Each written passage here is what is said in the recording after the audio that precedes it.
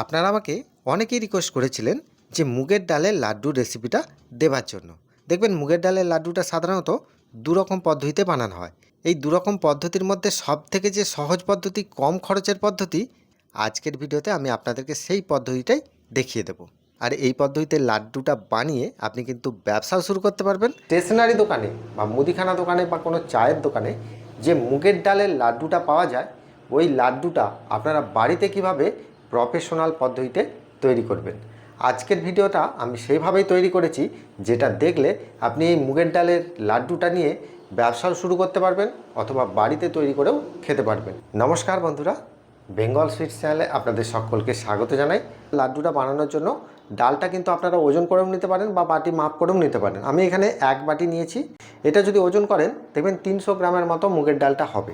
এবার দেখুন, মুগের ডালেতে আমি জল দিয়ে খুব ভালো করে একবার ধুয়ে নেব।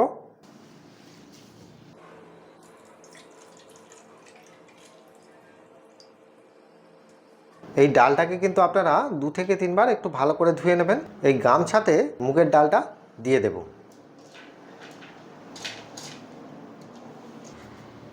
এবার এই গামছাটাকে যদি আপনারা এইভাবে ধরেন, দেখবেন জলটা কিন্তু ঝরতে শুরু হয়ে যাবে। জলটা সম্পূর্ণ ঝরে যাওয়ার পর এটাকে কিন্তু একটু মিলে রাখতে হবে, কারণ এর মধ্যে যে এক্সেস জলটা আছে সেটা কিন্তু একটু শুকিয়ে নিতে হবে। এবার এখানে আমি একটা কড়া বসিয়ে দিলাম। কড়াটাকে প্রথমে আমি একটু ভালো করে গরম করে নেব।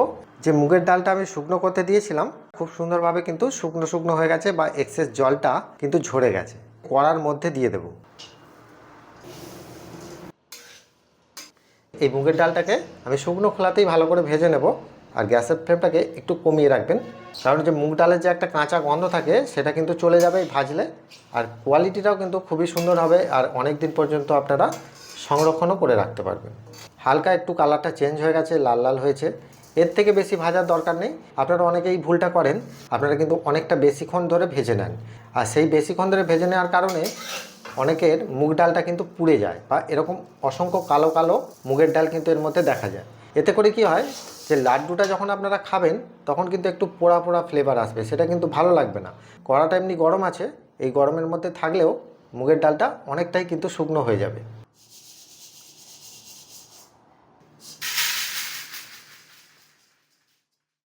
এবারে দেখুন, ডালটা আমার সম্পূর্ণ কিন্তু ঠান্ডা হয়ে গেছে, দেখতেই পাচ্ছেন। এই ডালটাকে আমি মিক্সিতে দিয়ে দেব, খুব সুন্দরভাবে গুঁড়ো করে নেব। এবার আমি এখানে চিনির রসটা তৈরি করে নেব। এখানে 1 বাটি পরিমাণে আমি নিয়েছি মুগের ডাল, সেই বাটির পরিমাণে হাফ বাটি নিয়েছি চিনি। চিনিটা আছে দেখবেন 200 গ্রামের মধ্যে কিন্তু চিনিটা আছে। এবার আপনাদের মনে প্রশ্ন আসবে যে এখানে 1 কেজি মুগের ডালের জন্য কতটা চিনি ব্যবহার করতে হয়, সেটা কিন্তু আমি ভিডিওর মধ্যে একদম প্রফেশনালভাবে বলে দেব। তার আগে আমি এখানে চিনিটা দিয়ে দিলাম। জলটা কতটা নিয়েছি, যতটা চিনি তার হাফ জল বা একটু বেশি পড়ে গেলেও কোনো সমস্যা নেই, যেহেতু এটা পাক তৈরি হবে। আর এই কড়াতে আমি দিয়ে দিচ্ছি হাফ চা চামচের মতো ঘি। ঘিটা গরম হয়ে যাওয়ার পর আমি এখানে কিছু ড্রাই ফ্রুট, কাজু দিয়ে দিচ্ছি, আর দিয়ে দিচ্ছি অল্প করে একটু পেস্তা বাদাম। এখানে আপনারা আমন্ড বাদামটাও কিন্তু ব্যবহার করতে পারেন। এবারে এগুলোকে খুব ভালো করে একবার ভেজে নিতে হবে। এবারে বাদামগুলোকে আমি একটা জায়গার মধ্যে তুলে নিচ্ছি। এখানে এই বাদামগুলো একটু ঠান্ডা হয়ে গেলে এগুলোকে কুঁচো করে নেব।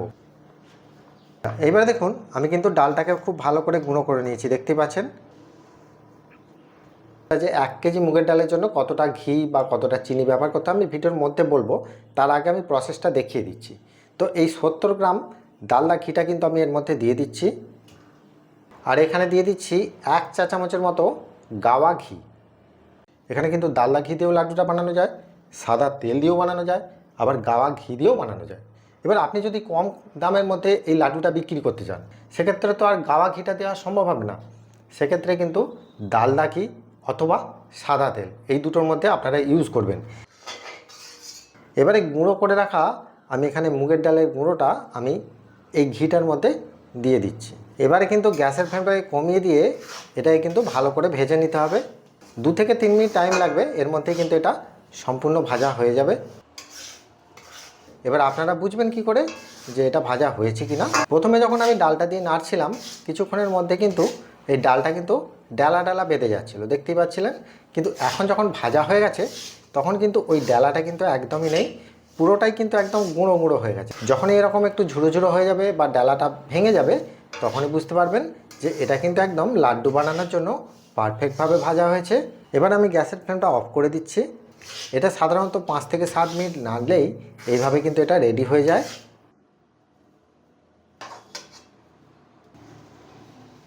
তবে এই পাকটাকে কিন্তু খুব বেশি ঠান্ডা করবেন না, একটু মিডিয়াম গরম থাকবে, তার মধ্যে কিন্তু কাজটা করে নিতে হবে। এবারে এটাকে নিয়ে আমি উনুনে বসিয়ে দিচ্ছি। গ্যাসের ফ্লেমটাকে লো রেখে চিনিটাকে গলিয়ে নেবেন। এবারে দেখুন চিনি আর জলটা গুলে খুব সুন্দর একটা রস তৈরি হয়ে গেছে। আর রসটাকে কিন্তু এখানে চেক করে দেখে নিচ্ছি। দেখুন রসটা কি বুঝতে পারছেন, রসটা সাধারণত একটু আঠালো টাইপের রস হয়েছে, খুব বেশি একতারে শিরাটা জাস্ট এসেছে হালকা, দেখতে পাচ্ছেন। গ্যাসের ফ্লেমটা অফ করে দিলাম। এবারে দেখুন যে ডালটা আমি ভেজেছি সেটা কিন্তু একদম ঠান্ডা হয়ে গেছে, হালকা একটু কুসুম গরম আছে। যে এখানে রসটাকে কিন্তু খুব গরম অবস্থায় দেবেন না, আপনারা চাইলে একবারও দিতে পারেন অথবা অল্প অল্প করে মেশাতে পারেন।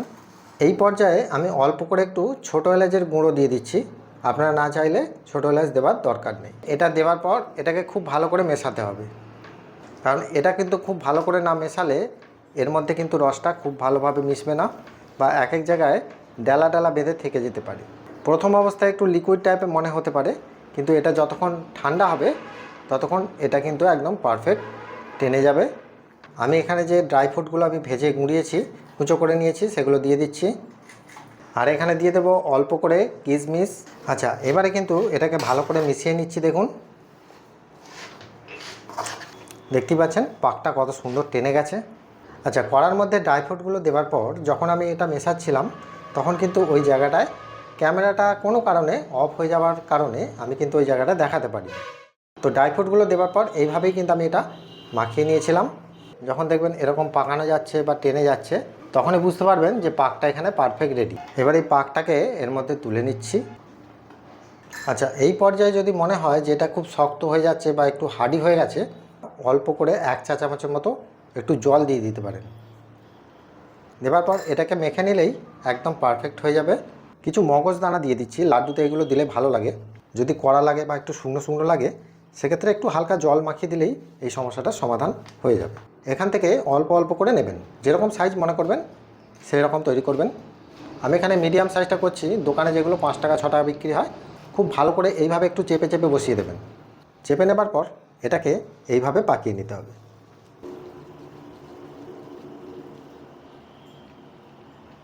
দেখতেই পাচ্ছেন কত সুন্দরভাবে এটা তৈরি হয়ে গেছে। ভিডিও শুরুতে আপনাদেরকে আমি বলেছিলাম যে এখানে 1 কেজি মুগের ডালের জন্য কত পরিমাণে চিনি বা ঘি ব্যবহার করা হয়। সাধারণত দেখুন 1 কেজি যদি মুগের ডাল হয় সেক্ষেত্রে আপনাদেরকে চিনি দিতে হবে 750 থেকে 800 গ্রামের মধ্যে। যদি একটু ভালো কোয়ালিটি করতে চান তাহলে 700 গ্রামের মধ্যে দিলেই হবে। ওই 250 থেকে 300 গ্রামের মধ্যেই কিন্তু ঘিটা ব্যবহার করা হয়। এইবারে দেখুন লাড্ডুগুলো আমি সবগুলোই তৈরি করে নিয়েছি। আর তৈরি করে নেওয়ার পর আমি একটা প্লেটের মধ্যে খুব সুন্দরভাবে সাজিয়ে নিলাম। এই লাড্ডুগুলো তৈরি করে রাখার পর আপনারা যদি 1 ঘন্টা কি 1.5 ঘন্টা একটু হাওয়া খাইয়ে রাখেন তাহলে দেখবেন গাটা হালকা টেনে যাবে, ভেতরটা কিন্তু নরম থাকবে। প্লেটে সাজিয়ে নেওয়ার পর ওপর থেকে একটা করে মগজদানা কিন্তু আপনারা বসিয়ে দেবেন, তাহলে কিন্তু দেখতে এটা খুবই সুন্দর লাগে। এবার একটা লাড্ডু আপনাদেরকে ভেঙে দেখাচ্ছি। দেখুন কত সুন্দর দেখতে হয়েছে। আপনারা নিশ্চয়ই দেখেই বুঝতে পারছেন যে এই লাড্ডুটা কীরকম কোয়ালিটি হবে। এই লাড্ডুটা কিন্তু আপনারা কোনো এয়ারটাইটের মধ্যে যদি ভরে রেখে দিতে পারেন অনেক দিন পর্যন্ত সংরক্ষণ করে রাখতে পারবেন, চট করে কিন্তু এটা খারাপ হবে না। আর আপনারা যদি এটা ব্যবসা শুরু করতে চান তাহলে কোনো এয়ারটাইট কন্টেনারে করেও ব্যবসা করতে পারেন অথবা প্যাকেট করেও আপনারা ব্যবসাটা শুরু করতে পারেন। তো বন্ধুরা, আজকের এই রেসিপিটা আপনাদের কেমন লেগেছে সেটা আমাকে প্রত্যেকবারের মতো কমেন্ট করে জানাবেন। আর ভিডিওটা দেখার পর একটা লাইক করবেন, বন্ধুদের মাঝে অবশ্যই শেয়ার করবেন। যদি আপনারা ইউটিউব থেকে দেখেন তাহলে একটা সাবস্ক্রাইব করে রাখবেন, যদি আপনারা ফেসবুক থেকে দেখেন তাহলে একটা ফলো করে রাখবেন। ভালো থাকবেন, সুস্থ থাকবেন। দেখা হচ্ছে আবার অন্য কোনো মিষ্টি রেসিপি নিয়ে। নমস্কার।